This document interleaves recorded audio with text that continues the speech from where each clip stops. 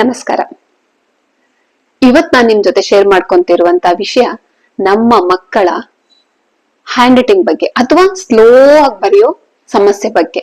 ತುಂಬಾ ಜನ ಕಮೆಂಟ್ ಮಾಡಿದ್ರು, ಮೇಡಮ್ ನನ್ ಮಗ ತುಂಬಾ ಸ್ಲೋ ಆಗಿ ಬರೀತಾನೆ, ಸ್ಕೂಲಲ್ಲಿ ಕಂಪ್ಲೇಂಟ್ ಕ್ಲಾಸ್ ವರ್ಕ್ ಫಿನಿಶ್ ಆಗಿರೋದಿಲ್ಲ ಅಂತ, ಎಕ್ಸಾಮ್ ಅಲ್ಲಿ ಕೂಡ ಕೊಟ್ಟಿರೋ ಟೈಮ್ ಅಲ್ಲಿ ಮುಗಿಸೋದಿಲ್ಲ, ಓದ್ಕೊಂಡು ಹೋಗಿರ್ತಾನೆ ಆದ್ರೆ ತುಂಬಾ ಸ್ಲೋ ಆಗಿ ಬರ್ದು ಮಾರ್ಕ್ಸ್ ಅನ್ನ ಕಳ್ಕೊಂತಾ ಇರ್ತಾನೆ ಅಂತ. ಈ ಸಮಸ್ಯೆನ ಹೆಚ್ಚಿನ ಜನ ಪೋಷಕರು ಎದುರಿಸ್ತಾ ಇರ್ತೀರಾ. ಸೊ ಅವ್ರಿಗೋಸ್ಕರ ಈ ವಿಡಿಯೋ. ಯಾಕೆ ನಮ್ಮ ಮಕ್ಳು ಸ್ಲೋ ಆಗಿ ಬರೀತಾರೆ, ಬೇಕು ಅಂತ ಬರೀತಾರಾ, ಏನ್ ಕಾರಣ ಏನು ಅನ್ನೋದನ್ನ ತಿಳ್ಕೊಂಡ್ರೆ ಅದಕ್ಕೆ ನೀವು ಪರಿಹಾರವನ್ನ ಕೂಡ ಹುಡುಕಬಹುದು. ಆ ನಿಟ್ಟಿನಲ್ಲಿ ಈ ವಿಡಿಯೋ ಆಗಿರುತ್ತೆ.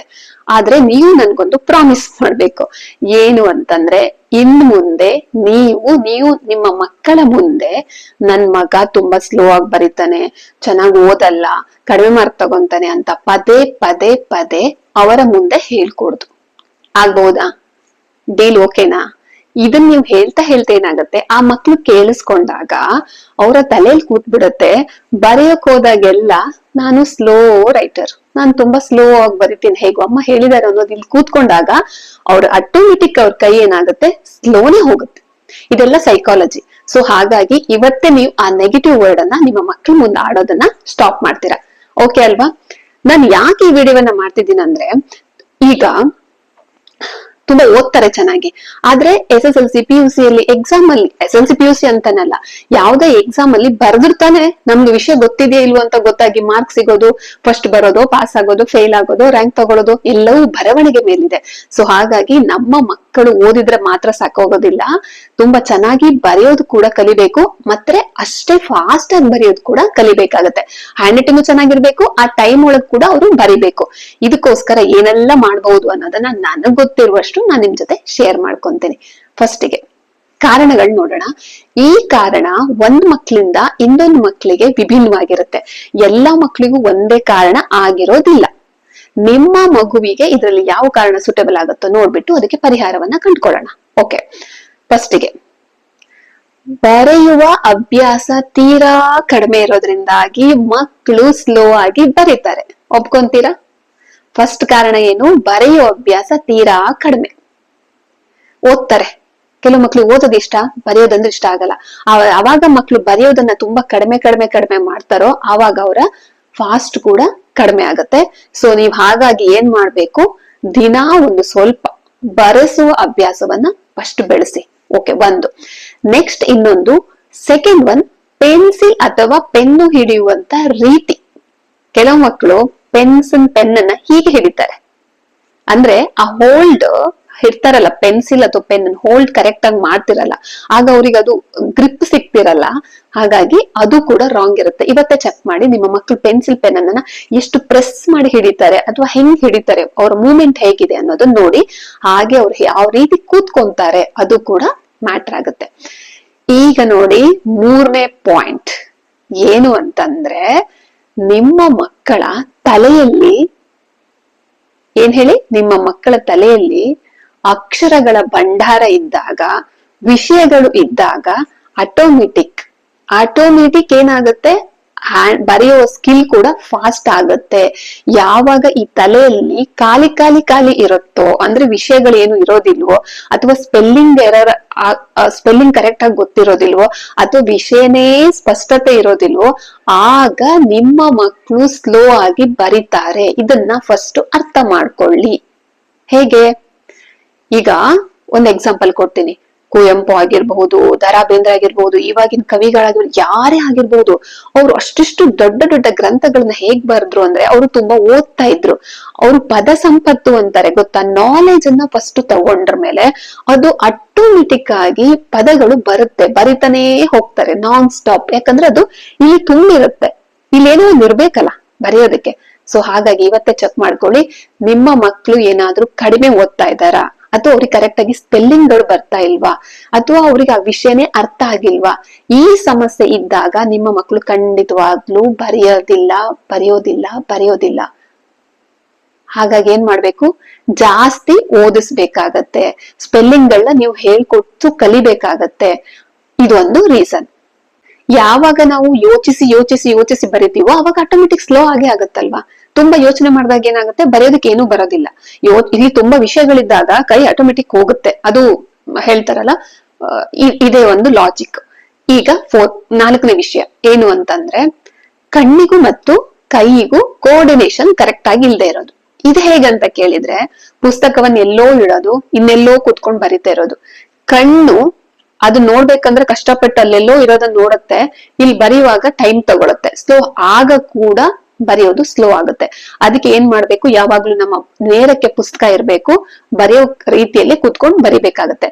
ಮತ್ತೆ ಇನ್ನೊಂದು ವಿಷಯವನ್ನ ನೆನ್ಪಿಟ್ಕೊಳ್ಳಿ, ಯಾವಾಗ್ಲೂ ಒಂದೊಂದು ಅಕ್ಷರವನ್ನ ನೋಡಿ ನೋಡಿ ನೋಡಿ ಬರೆಯೋದ್ ಅಭ್ಯಾಸವನ್ನ ಮಕ್ಳಿಗೆ ಮೊದ್ಲಿಗೆ ನಿಲ್ಲಿಸ್ಬೇಕು.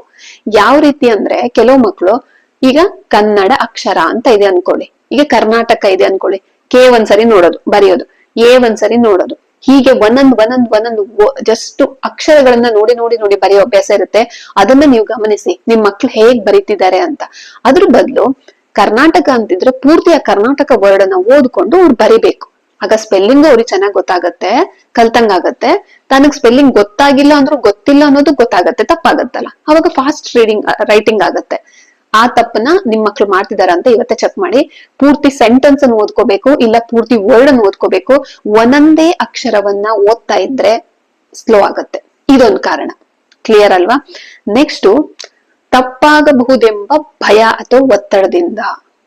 ಕೆಲವು ಮಕ್ಳಿಗೆ ಭಯ ಇರುತ್ತೆ, ತಾನು ಬರೀತಿರೋದು ಏನಾದ್ರು ತಪ್ಪಾಗತ್ತಿದ್ಯಾ, ಯಾಕಂದ್ರೆ ಮನೇಲಿ ಹೇಳಿರ್ತಾರಲ್ಲ ನೀನು ಚೆನ್ನಾಗ್ ಬರೆಯಲ್ಲ ಅನ್ನೋದು, ಅದನ್ನ ಮನ್ಸಲ್ಲಿ ಇಟ್ಕೊಂಡಿರ್ತಾರೆ ಕೆಲವು ಮಕ್ಕಳು. ಎಲ್ಲವೂ ಗೊತ್ತಿದ್ರು ಕೂಡ ಕೆಲವೊಂದ್ಸರಿ ಬರೆಯುವಾಗ ಹೆದರ್ಕೊಂಡು ಬರಿತಾ ಇರ್ತಾರೆ, ಭಯದಲ್ಲಿ, ಒತ್ತಡದಲ್ಲಿ. ಸೊ ಆ ಒತ್ತಡವನ್ನ ನೀವೇ ನಿವಾರಿಸ್ಬೇಕು, ಅದು ನಿಮ್ ಕೈಯಲ್ಲೇ ಇದೆ, ಆಯ್ತಾ? ನೀನ್ ಚೆನ್ನಾಗ್ ಬರೀತೀಯ ಅಂತ ಹೇಳಿದ್ರೆ ಖಂಡಿತವಾಗಿ ಅವ್ರ ಭಯದಿಂದ ಹೊರಗ್ ಬರ್ತಾರೆ. ಹೆದರಿಸಿ ಗದರಿಸಿ ಹೊಡೆದು ಬಡ್ದು ಮಾಡಿದಾಗ ಮಕ್ಳು ಬರೆಯೋದನ್ನ ಇನ್ನೂ ತಪ್ಪಾಗಿ ಬರೀತಾರೆ. ಓಕೆ, ಇದು ಒಂದು. ಇನ್ ಕೆಲವು ಮಕ್ಕಳಿಗೆ ಡಿಸ್ಗ್ರಾಫಿಯಾ ಅಂತ ಹೇಳಿ ಒಂದು ಸಮಸ್ಯೆ ಇರುತ್ತೆ. ಕೆಲವು ಮಕ್ಳಂದ್ರೆ ದೊಡ್ಡದಾಗಿ ಬರೆಯೋದು, ಚಿಕ್ಕದಾಗಿ ಬರೆಯೋದು, ಮೇಲ್ ಬರೆಯೋದು, ಕೆಳಗ್ ಬರೆಯೋದು, ಇಂಥ ಸಮಸ್ಯೆಗಳಿದ್ರೆ ಅದಕ್ಕೊಂದ್ ಸ್ವಲ್ಪ ಬೇರೆನೆ ಪರಿಹಾರವನ್ನ ಹುಡ್ಕೋಬೇಕಾಗತ್ತೆ. ಅದು ದೊಡ್ಡ ಸಮಸ್ಯೆ ಅಲ್ಲ, ಪ್ರಾಕ್ಟೀಸ್ ಮಾಡ್ತಾ ಮಾಡ್ತಾ ಸರಿ ಹೋಗುತ್ತೆ. ಹಾಗಾದ್ರೆ ನೀವು ಕೇಳ್ಬಹುದು, ಇದಕ್ಕೇನ್ ಪರಿಹಾರ ಅಂತ. ಓಕೆ, ಈಗ ಸಮಸ್ಯೆಗೆ ಪರಿಹಾರವನ್ನ ಹುಡ್ಕೋಣ. ಚಿಕ್ಕ ಮಕ್ಳಿಗೆ ಹೇಳ್ತೀನಿ, ಈ ತರ ಸ್ಲೋ ಆಗಿ ಬರೀತಿದ್ರೆ ನೀವೇನ್ ಮಾಡಿ, ಬರಿ ಅಂತ ದಿನಾ ನೀವು ಆ ಸ್ಕೂಲಲ್ಲಿ ಕೊಟ್ಟಿರೋದನ್ನ ಬರೆಸ್ಬೇಡಿ, ಸೈಡಿಗಿಡಿ, ಡ್ರಾಯಿಂಗ್ ಮಾಡಿಸಿ. ಪೆನ್ಸಿಲ್ ಅಥವಾ ಪೆನ್ ಅನ್ನ ಕರೆಕ್ಟ್ ಆಗಿ ಹಿಡ್ಕೊಂಡು ಡ್ರಾಯಿಂಗ್ ಕೊಡಿ. ದಿನಾ ಒಂದ್ 10 ನಿಮಿಷ ಡ್ರಾಯಿಂಗ್ ಮಾಡಕ್ ಕೊಡಿ, ಟ್ರೇಸಿಂಗ್ ಮಾಡಕ್ ಕೊಡಿ. ಟ್ರೇಸ್ ಮಾಡೋದು ಈಗ ಹೇಗಂದ್ರೆ, ನನಗೆ ಇನ್ನೆಲ್ಲೋ ಒಂದ್ ಮನೆ ಇರುತ್ತೆ, ಸ್ಟಾರ್ಟ್ ಆಗುತ್ತೆ, ಆ ಮನೆಗೆ ಹೆಂಗೆಂಗೋ ಟ್ರೇಸ್ ಮಾಡ್ಕೊಂಡು ಆ ಮನೆನ ಮುಟ್ಟಬೇಕಾಗತ್ತೆ. ಸೊ ಅಂತ ಆಕ್ಟಿವಿಟೀಸ್ ಕೊಡಿ, ತುಂಬಾ ಎಂಜಾಯ್ ಮಾಡ್ತಾರೆ. ಕಣ್ಣಿಗೂ ಮತ್ತು ಕೈಗೂ ಕೋಆರ್ಡಿನೇಷನ್ ಜಾಸ್ತಿ ಆಗುತ್ತೆ, ಸಂಪರ್ಕ ಬೆಳೆಯುತ್ತೆ, ಒಂದೇ ಕಡೆ ಕೂತ್ಕೊಂತಾರೆ. ಆಮೇಲೆ ಇಂಟ್ರೆಸ್ಟಿಂಗ್ ಆಗಿ ಅವ್ರಿಗೆ ಬರೆಯೋದು ಕೂಡ ಹಂಗೆ ಪ್ರಾಕ್ಟೀಸ್ ಆಗುತ್ತೆ. ಓಕೆ, ಇನ್ನೊಂದು, ಕಲರಿಂಗ್ ಮಾಡಿ ದಣಿವು ಕಡಿಮೆ ಆಗುತ್ತೆ, ಅಂದ್ರೆ ಮಸಲ್ಸ್ ಎಲ್ಲ ಬೆಳೆಯುತ್ತೆ. ಸೊ ಅವಾಗ ಅವರು ಕಲರಿಂಗ್ ಮಾಡ್ತಾ ಅವ್ರ ಸ್ಪೀಡ್ ಕೂಡ ಬರೆಯೋದು ಜಾಸ್ತಿ ಆಗುತ್ತೆ. ಅಂತಾನೆ ಆಕ್ಟಿವಿಟೀಸ್ ಬರುತ್ತೆ ಅಂತ ಹೇಳಿದ್ರೆ, ಫೈನ್ ಮೋಟರ್ ಆಕ್ಟಿವಿಟೀಸ್ ಅಂತ ಹೇಳಿ, ಆಮೇಲೆ ಮ್ಯಾಥ್ಸ್ ಪ್ಯಾಟರ್ನ್ ಆಕ್ಟಿವಿಟೀಸ್ ಅಂತ ನನಗೆ ಚಿತ್ರದಲ್ಲಿ ಕೊಟ್ಟಿದ್ನಲ್ಲ, ಅದನ್ನ ನೀವು ಗೂಗಲ್ಗೆ ಹೋಗಿ ಒಂದಿಷ್ಟು ಪ್ರಿಂಟ್ ತಗೊಂಡು ನಿಮ್ ಮಕ್ಳಿಗೆ ಕೊಡಿ. ಅದನ್ನ ಪ್ರಾಕ್ಟೀಸ್ ಮಾಡ್ತಾ ಅವ್ರು ಎಂಜಾಯ್ ಮಾಡ್ತಾರೆ, ಅವ್ರಿಗೆ ಖುಷಿ ಆಗುತ್ತೆ ಮಾಡೋದನ್ನ. ಓಕೆ, ಪೆನ್ಸಿಲ್ ಮತ್ತೆ ಪೆನ್ ಅನ್ನ ಗ್ರಿಪ್ ಹಿಡಿಯೋದನ್ನ ಕಲ್ಸ್ಕೊಡಿ. ಓವರ್ ಆಗಿ ನೀವ್ ಏನ್ ಮಾಡ್ಬೇಕು ಅಂದ್ರೆ, ನಿಮ್ಮ ಮಕ್ಳಿಗೆ ಸ್ಪೆಲ್ಲಿಂಗ್ ಕರೆಕ್ಟ್ ಆಗಿ ಬರ್ತಿದ್ಯಾ ಅಂತ ಚೆಕ್ ಮಾಡ್ಬೇಕು. ಅವ್ರ ತಲೆಯಲ್ಲಿ ಏನ್ ವಿಷಯ ಇದೆ ಅನ್ನೋದು ನೋಡ್ಕೋಬೇಕು. ಅವ್ರಿಗೆ ಪದ ಸಂಪತ್ತು ಇದೆಯಾ ಅವ್ರ ತಲೆಯಲ್ಲಿ, ಅಥವಾ ಅವ್ರಿಗೆ ಏನಾದ್ರು ಗೊತ್ತಾಗ್ತಿಲ್ವಾ ಅನ್ನೋದು ನೋಡ್ಬೇಕು. ಇನ್ನೊಂದು, ದಿನ ಓದಿಸ್ಬೇಕು. ಎಷ್ಟು ಓದ್ತಾರೋ, ಓದ್ದಾಗ ಅವ್ರಿಗೆ ಅದು ಮೆಮೊರೈಸ್ ಆದಾಗ ಅವ್ರು ಬರೆಯೋದು ಕೂಡ ಸರಳ ಆಗುತ್ತೆ. ಇದೆಲ್ಲ ಕಾರಣಗಳಿರುತ್ತೆ. ನಾವು ಸುಮ್ನೆ ಬರೆಯಲ್ಲ ಅಂದ್ರೆ ಆಗಲ್ಲ. ಈಗ ದೊಡ್ಡ ಮಕ್ಳು ಏನ್ ಮಾಡ್ಬೋದು, ದೊಡ್ಡ ಮಕ್ಳಿಗೆ ಒಂದು ಟಾಸ್ಕ್ ಕೊಡಿ, ಅವ್ರಿಗೂ ಕೂಡ ಡ್ರಾಯಿಂಗ್ ಅವೆಲ್ಲ ಮಾಡಿಸಬಹುದು. ಸ್ವಲ್ಪ ದೊಡ್ಡ ಮಕ್ಳಾದ್ರೂ ಬೋರ್ ಆಗುತ್ತೆ ಅಂದ್ರೆ ಅವರಿಗೆ ಟೈಮ್ ಮ್ಯಾನೇಜ್ ಕೊಡಿ. ಹೇಗಂದ್ರೆ 5 ಮಿನಿಟ್ಸ್ ಅಲ್ಲಿ ಒಂದು ಪ್ಯಾರಾಗ್ರಾಫ್ ಅನ್ನು ಕೊಡಿ. ಆ ಪ್ಯಾರಾಗ್ರಾಫ್ ಅನ್ನ 5 ಮಿನಿಟ್ಸ್ ಅಲ್ಲಿ ಬರಿಬೇಕು ಅಂದಾಗ ಅವ್ರಿಗೆ ಸ್ಪೀಡ್ ಜಾಸ್ತಿ ಆಗುತ್ತೆ.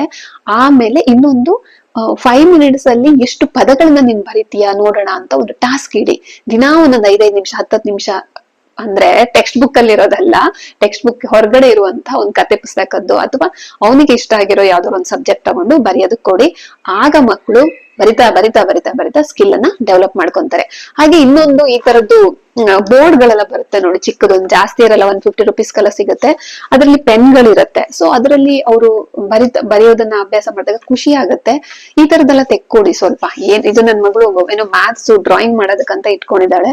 ಸೊ ಇವೆಲ್ಲ ಮಕ್ಳಿಗೆ ಒಂಥರ ಕುತೂಹಲವನ್ನ ಹೆಚ್ಚು ಮಾಡುತ್ತೆ, ಬೋರಿಂಗ್ ಆಗಲ್ಲ. ಮತ್ತೆ ಬಳಪ ಮತ್ತು ಸ್ಲೇಟ್ ಅನ್ನು ಕೂಡ ಅವರಿಗೆ ಬರ್ಸೋ ಅಭ್ಯಾಸ ಮಾಡಿ. ಹಳೆ ಸಿಸ್ಟಮ್ ತುಂಬಾ ಚೆನ್ನಾಗಿತ್ತು ಆಕ್ಚುಲಿ. ನೀವು ಬಳಪ ಮತ್ತು ಸ್ಲೇಟ್ ಅಲ್ಲಿ ಬರೆದಾಗ ಅವ್ರಿಗೆ ಆ ಘರ್ಷಣೆ ನಡೆಯುತ್ತೆ ಅದ್ರ ನಡುವೆ, ಆಗ ಅವ್ರಿಗೆ ಖುಷಿ ಆಗತ್ತೆ, ಅಳಿಸಿ ಮತ್ತೆ ಬರಿಬಹುದು. ಸೊ ಇದೆಲ್ಲವೂ ಮ್ಯಾಟರ್ ಆಗತ್ತೆ. ನಿಮ್ಗೆ ಈ ವಿಷಯದಲ್ಲಿ ಇನ್ನೇನಾದ್ರು ಅರ್ಥ ಆಗ್ತಿಲ್ಲ ಮೇಡಮ್, ಇನ್ನೂ ಹೆಚ್ಚಿನ ಮಾಹಿತಿ ಬೇಕಂದ್ರೆ ಕಮೆಂಟ್ ಹಾಕಿ, ಖಂಡಿತ ನಾನು ಮುಂದಿನ ವಿಡಿಯೋದಲ್ಲಿ ತಿಳಿಸ್ಕೊಡ್ತೀನಿ. ಕೊನೆಯದಾಗಿ ಹೇಳ್ಬೇಕಂದ್ರೆ ಎಲ್ಲ ಒಂದು ದಿನಕ್ಕೆ ಆಗೋದಿಲ್ಲ, ನಿಮ್ಮ ಪೇಶನ್ಸ್ ಅಗತ್ಯ. ದಿನ 10 ನಿಮಿಷ ಇದಕ್ಕಂತಾನೆ ಇಟ್ಟು ಪ್ರಾಕ್ಟೀಸ್ ಮಾಡಿ. ಖಂಡಿತ ನೀವೇ ಹೇಳ್ತೀರಾ, ಇಲ್ಲ ಮೇಡಮ್ ನನ್ ಮಗ ತುಂಬಾ ಸುಧಾರಿಸಿದ್ದಾರೆ, ಚೆನ್ನಾಗ್ ಆಗ್ತಿದೆ, ಈಗ ಜಾಸ್ತಿ ಫಾಸ್ಟ್ ಆಗಿ ಬರೀತಿದ್ದಾರೆ ಅಂತ ನೀವ್ ಹೇಳ್ತೀರಾ. ಮಕ್ಳಿಗೆ ಒಂದು ಶಬಾಷ್ ಹೇಳಿ, ಆಗ ಅವರು ಖಂಡಿತ ಇಂಪ್ರೂವ್ ಆಗ್ತಾರೆ. ಓಕೆ, ಇವತ್ತಿನ ವಿಷಯ ಇದಾಗಿರುತ್ತೆ. ಮತ್ತೆ ಮುಂದಿನ ವಿಡಿಯೋದಲ್ಲಿ ಸಿಗೋಣ ಅಂತ ಹೇಳ್ತಾ ನಮಸ್ಕಾರ.